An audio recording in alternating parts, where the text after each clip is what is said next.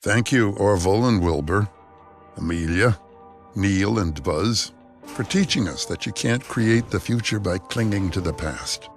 And with that, your history. Instead of looking behind, Delta is looking beyond. 80,000 of us investing billions in everything from the best experiences below to the finest comforts above. We're not simply saluting history. We're making it.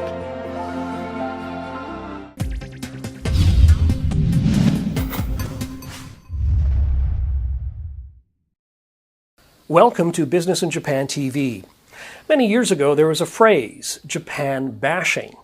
Later, that was replaced by a different phrase, Japan passing, which meant that world attention was focusing away from Japan and more toward its neighbors, like China. But now it seems Japan is starting to attract some renewed attention. That's thanks to a pickup in the economic growth, a rising stock market, and some bold economic policies from the government. Here to tell us about that is Andrew Wailagala, the Senior Commercial Officer at the U.S. Embassy in Tokyo. Andrew, welcome to BIJ TV. Thanks very much. Now, do you think that we're at a new stage where Japan will be back into the international spotlight as a global economic leader?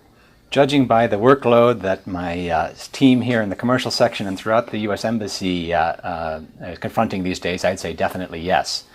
But actually, Jeff, I'd turn your metaphor a little bit. That is about the spotlight and where it's being shown. I would say that Japan really never left center stage of the world economy. It's more likely the case that the lighting crew shifted its focus, quite rightfully, to some other emerging actors on the world stage. But after all, Japan remains a $6 trillion economy. I think it's something like 9% of the global total of output. But I would agree with you that, in fact, Japan has underperformed over the last decade and its traditional performance, and that had led to, I think, a lessening of the commercial attention being focused on Japan, which is why these recent trends in Japan's economy, the increased corporate profits, the increased spending plans of Japanese companies, the much more bullish sentiment among the average Japanese and the Japanese management class in particular is so important. And also, I would argue that the promise of more reform and more restructuring headed our way is so very important to us. So you're definitely bullish on Japan. What about demographics? Japan's famous demographics time bomb. I mean, Japan's population is falling. Yes, and the glass can be half full or half empty, because as many challenges that poses to the Japanese economy, the Japanese people, and I would add other countries who have a similar demographic profile as Japan does, it provides an equal number of opportunities to provide new solutions, be they in healthcare, elder care, and in many areas, U.S. firms are very strong in that area. So I believe that, yes, there are profound challenges. Number one, I think the Japanese are an incredibly resilient people, and they're going to resolve many of these issues, and there's probably solutions that we can take back to the U.S. and elsewhere.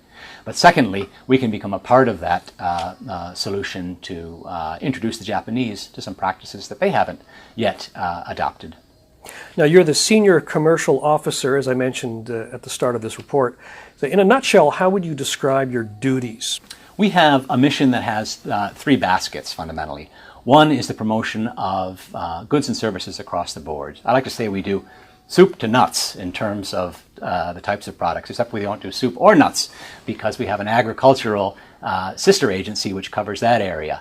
But apart from food products, we are responsible for the full gamut, and that would be our core function. Our secondary function is looking after the interests of U.S. firms overseas writ large. So if a U.S. firm has invested over in Japan or is seeking to do so, first of all, we want to make sure they're playing on a level playing field. They have an opportunity to do business in accord with all our international rules. And then once they're here, if we can find a way to help them grow their business, we're all about doing that. And our third function is the newest one to us, and that has to do with the attraction of direct investment back to the United States. And of course, in this regard, Japan is a tremendously important market. Japan ranks as the #2 source of foreign direct investment in the U.S. in stock terms, trailing only the U.K. So it's a wonderful opportunity to bring a whole other generation of small and mid-sized Japanese firms, the suppliers to the Japanese majors who have been in the U.S. for years and years. And so our government is eager to put out the welcome mat and resolve any problems, serve as an ombudsman and matchmaker to make that happen. So what are the projects that you're working on now, and what's on the horizon? An important delegation of the Midwest U.S. Governors Conference. This is an association of 10 governors from the Midwest of the United States, and they'll be heading over to Tokyo, bringing a delegation of about 200 senior executives with them, and no fewer than 5 governors. And those would be the governors of Illinois, Indiana, Iowa, Michigan, and Wisconsin. So we're going to be delighted to work with the political representatives, our state and local counterparts, and of course all those business executives to see what kind of business we can jumpstart.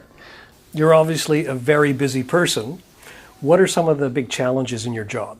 Well, if you'd asked me this 8 months ago, I would have said that a lot of our challenge was to grab the interest of U.S. exporters who were looking elsewhere and refocus them on Japan. But a lot of that battle has been fought now, and as I mentioned, we now have the opposite challenge, which is managing and prioritizing demand, which is overwhelming our capacity to serve some of these clients. So what gives you the most satisfaction in your job? The real satisfaction comes when we get an email or a phone call from a company who will let us know that we were of assistance and we might have been even essential in helping them make a connection, to find out about a market and an opportunity they didn't know was there, or to actually be introduced with credibility to a partner who's going to help them do business long-term in Japan. That's a wonderful feeling. So all in all, it's busy, it's hard to keep up after all of this at times, but it's a thrilling time to be in Japan because this is a market on the move, and the opportunities between these two countries and their people and their companies are almost boundless. Andrew, thank you very much for being with us. Thank you very much. Andrew Wailagala is the Senior Commercial Officer at the U.S. Embassy in Tokyo. Thank you very much for watching Business in Japan TV.